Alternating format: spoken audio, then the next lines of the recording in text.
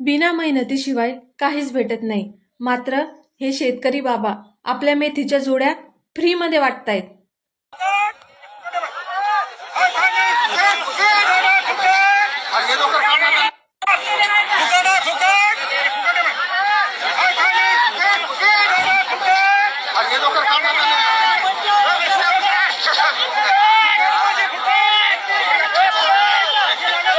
सरकारला शेतकऱ्यांचे कष्ट कधी दिसत नव्हते ना आताही दिसत नाहीये.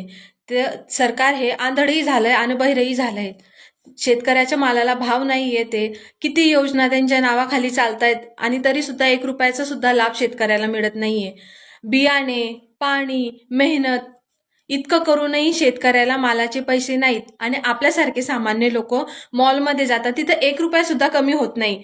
किंवा मग आपण गाडीचं पेट्रोल जेव्हा भरतो तिथंही आपला 1 रुपया कमी होत नाही. पण आपल्याला काटकसर फक्त जे आपले शेतकरी बांधव आहे, गरीब लोक आहेत त्याच्यावरच आपण काटकसर करतो.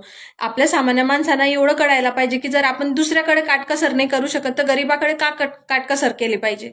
आपलं कर्तव्य आहे की आपण सामान्य माणसांनी जास्त तर नाही पण तेवढी थोडीफार तरी आपण मदत करू शकतो.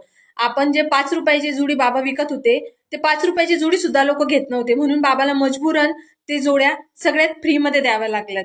आणि असं फ्रीमध्ये फक्त एक शेतकरीच देऊ शकतो आणि शेतकरीची व्यथा फक्त एक शेतकरी समजू शकतो. जे नेते आहेत, जे कृषी मंत्री आहेत किंवा मग त्यांचे जे अधिकारी आहेत त्यांना फक्त 15 दिवसाची ड्युटी तिथं द्या शेतामध्ये, माहिती पडेल जरा शेतामध्ये कसं रक्ताचं पाणी करावं लागतं. तिथं ऊन नाही बघावं लागत, तिथं पाऊस नाही बघावा लागत, तिथं रात्र नाही बघावं लागत, तिथं आपल्याला कसं राब राब मरावं लागतं. तेव्हा शेतकऱ्याच्या व्यथा हे लोक समजू शकतील.